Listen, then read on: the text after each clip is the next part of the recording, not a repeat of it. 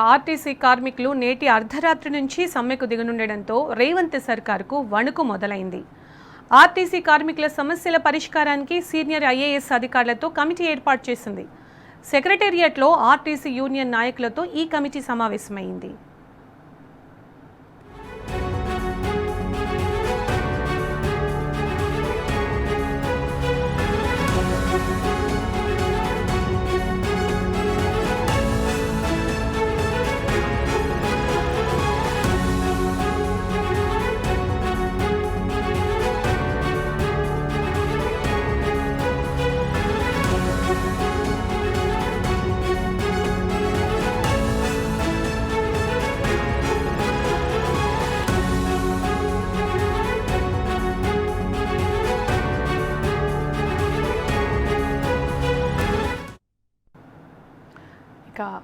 RTC కార్మికులు నేటి అర్ధరాత్రి నుంచి సమ్మెకు దిగనుండడంతో రేవంత్ సర్కార్కు వణుకు మొదలైంది.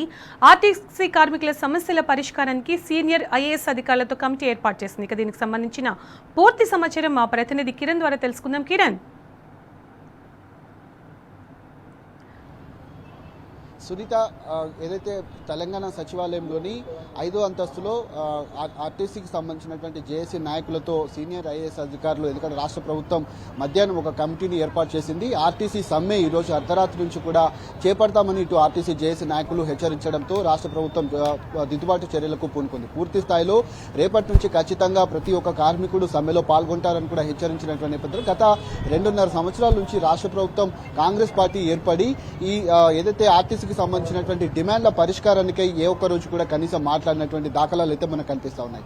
ఈ నేపథ్యంలో రేపటి నుంచి సమ్మె కావడంతో ఇవాళ ఉదయం వరకు కూడా రాష్ట్ర ప్రభుత్వం ఈ సమస్యలకు సంబంధించినటువంటి చర్చలకు సంబంధించినటువంటి అంశాలను చర్చించేటువంటి అవకాశం లేకపోవడంతో మధ్యాహ్నం నుంచి కొంత ఈ అంశంలో వేడి పెరిగింది. పూర్తిగా రాష్ట్ర ప్రభుత్వం 2.5 సంవత్సరాల నుంచి ఆర్టీసీకి ఇచ్చినటువంటి కార్మికుల సమస్యల వేతనం వాటన్నింటినీ కూడా హామీలు నెరవేర్చడంలో విఫలమైంది. అటు ఆర్టీసీ కార్మికులు కూడా పెద్ద ఎత్తున డిమాండ్ చేస్తా ఉన్నారు. ఖచ్చితంగా తమ సమస్యలు పరిష్కరించాలని కూడా కోరుతాం. ప్రభుత్వంలో ఆర్టీసీని విలీనం చేయాలని గత కొద్ది రోజులుగా డిమాండ్ వస్తున్నప్పటికీ బీఆర్ఎస్ ప్రభుత్వం గెజిట్ నోటిఫికేషన్ ఇచ్చింది. అపాయింట్మెంట్ డే ఇవ్వడంలో కొంత ఎలక్షన్ కోడ్ కారణంగా ఇవ్వలేకపోయింది. అయితే మేనిఫెస్టోలో పెట్టి ఆర్టీసీని పూర్తిగా ఎన్నికల కోసమే వాడుకుందంటూ కూడా దుష్ప్రచారం చేసినటువంటి నేపథ్యంలో పూర్తిగా ఆర్టీసీ కార్మికులంతా కూడా దీన్ని కొట్టిపారేసినటువంటి పరిస్థితులు కనిపిస్తా ఉన్నాయి. మేనిఫెస్టోలో పెట్టి దాదాపు 28 నెలలు గడుస్తున్నా ఇప్పటి వరకు కూడా ఆర్టీసీని ప్రభుత్వంలో విలీనం చేయకపోగా ఉన్నటువంటి కార్మికులందరికీ కూడా ప్రైవేట్ పరం చేస్తూ అటు ఎలక్ట్రిక్ బస్సులన్నింటినీ కూడా తీసుకొచ్చి తమనందరినీ కూడా ఇతర జిల్లాలకు బదిలీ చేస్తా ఉన్నారు. ఆర్టీసీ కార్మికులంతా కూడా ఇబ్బందులు పడుతున్నటువంటి నేపథ్యంలో ఖచ్చితంగా ఆర్టీసీ బస్సులు ఏవైతే ఉన్నాయో వాటితో పాటు ఎలక్ట్రిక్ బస్సులన్నీ కూడా ఆర్టీసీకి అప్పగించి ఉన్నటువంటి డ్రైవర్లను, కండక్టర్లను కొనసాగించాలని కూడా. మరోవైపు ఉన్నటువంటి కొద్ది మంది స్టాఫ్ తోటే ఆర్టీసీ నడుస్తుంది. కొత్త రిక్రూట్మెంట్లు ఇప్పటి వరకు కూడా చేపట్టలేదు. వాటన్నిటిని కూడా కొత్త రిక్రూట్మెంట్ ఖచ్చితంగా చేపట్టాలి. ముఖ్యంగా 32 డిమాండ్లను రాష్ట్ర ప్రభుత్వం ముందు పెట్టారు. హడావిడిగా రాష్ట్ర ప్రభుత్వం మధ్యాహ్నం ఉన్నటువంటి ఆర్టీసీ నాయకులతో చర్చించాలని ఒక కమిటీని కూడా వేసింది. ఇందులో ట్రాన్స్పోర్ట్ కు సంబంధించినటువంటి స్పెషల్ చీఫ్ సెక్రటరీ, అంతేకాకుండా ఉన్నటువంటి ఎవరైతే లేబర్ కమిషనర్ తో పాటు పూర్తిగా రాష్ట్ర ప్రభుత్వానికి సంబంధించినటువంటి ఫైనాన్స్ డిపార్ట్మెంట్ కు సంబంధించినటువంటి ప్రిన్సిపల్ సెక్రటరీ, అంతేకాకుండా ఆర్టీసీ ఎండీ వై నాగిరెడ్డి కూడా ఇందులో భాగస్వామ్యం చేశారు. ఈ కమిటీ రిపోర్ట్ 4 వారాల్లోగా అందించాలి, వాళ్ళ సమస్యలు పరిష్కరిస్తామంటూ కూడా రాష్ట్ర ప్రభుత్వం ఒక జీవోను హడావిడిగా బయటికి విడుదల చేసినటువంటి పరిస్థితులు మనకు కనిపిస్తాయి. మరోవైపు ప్రభుత్వంలో ఖచ్చితంగా విలీనం చేయాల్సిందే, పీఆర్సీని అమలు చేయాల్సిందే. కార్మికులకు ఉన్నటువంటి సమస్యలు ఏవైతే ఉన్నాయో వాటన్నిటినీ పరిష్కరించే విధంగానే తమ కార్యాచరణ ఉండబోతుంది. చర్చల అనంతరం రిపోర్టు ఏ విధంగా ఉంటుంది, వాళ్ళు ఆ సమ్మెను కొనసాగిస్తారా లేదా అనేది కొంత ఉత్కంఠ కొనసాగుతుంది. ఎందుకంటే గతంలో 2 సార్లు కూడా సమ్మె నోటీస్ ఇచ్చారు. ఉన్నటువంటి ఆర్టీసీ నాయకులంతా కూడా ఈ సమ్మెను నిర్వీర్యం చేశారని కూడా చెప్తున్నటువంటి నేపథ్యంలో ఈసారి ఏదైతే గ్రౌండ్ లెవెల్లో ఉన్నటువంటి కార్మికుల నుంచే పెద్ద ఎత్తున ఒత్తిడి రావడంతో ఆర్టీసీ జేఏసీ నాయకులు ఈసారి ఖచ్చితంగా సమ్మె చేసి తీరుతాము, రాష్ట్ర ప్రభుత్వం మాకు హామీ ఇచ్చి ఖచ్చితంగా హామీలు అమలు చేస్తే తప్ప ఈ సమ్మె విరమణ ఆలోచన మేము చేయమంటూ కూడా వాళ్ళు చెప్తున్నటువంటి నేపథ్యంలో ఖచ్చితంగా తెలంగాణ రాష్ట్ర వ్యాప్తంగా దాదాపు 9,500కు పైగా బస్సులు ఉన్నాయి.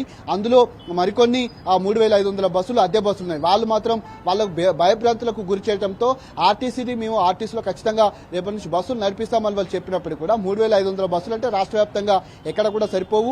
ఉన్నటువంటి ఆర్టీసీ బస్సులు తిరిగితే తప్ప ప్రజా రవాణా కొంత ఇబ్బంది లేకుండా ఉంటుంది. కానీ ఆర్టీసీ బస్సులన్నీ కూడా ఎక్కడికక్కడ ఆగిపోతే మాత్రం ప్రజా రవాణా వ్యవస్థ అంతా కూడా స్తంభించేటువంటి అవకాశాలు అయితే కనిపిస్తాయి. ఇటు ఆటోలు కావచ్చు, జీపులు కావచ్చు, అంతేకాకుండా ఉన్నటువంటి మెట్రో రైలు కావచ్చు, ఎంత నడిపించినప్పటికీ కూడా కొంత ఇబ్బంది ఏర్పడుతుంది. కాబట్టి దిద్దుబాటు చర్యలకు రాష్ట్ర ప్రభుత్వం పూనుకుంది. ఇప్పుడు చర్చలు కొనసాగుతున్నాయి. చర్చలు ముగిసిన తర్వాత ఒక సమ్మె పైన కొంత క్లారిటీ అయితే వచ్చేటువంటి వాళ్ళకు పూర్తి స్థాయి హామీ వస్తే తప్ప సమ్మె విరమణ అంశాన్ని మాత్రం వాళ్ళు వెనక్కి తగ్గారంటూ చెప్తున్నటువంటి పరిస్థితులు అయితే మనకు కనిపిస్తున్నాయి. ఇప్పటికే సచివాలయంలో రాష్ట్ర ప్రభుత్వం ఏర్పాటు చేసినటువంటి సీనియర్ ఐఏఎస్ల కమిటీతో రాష్ట్ర జేఏసీ నాయకులకు, ఆర్టీసీ జేఏసీ నాయకులంతా కూడా సమావేశమయ్యారు. ఆ తర్వాత సమ్మె పైన క్లారిటీ వచ్చేటువంటి అవకాశం మనకు కనిపిస్తుంది. Right, thank you Kiran.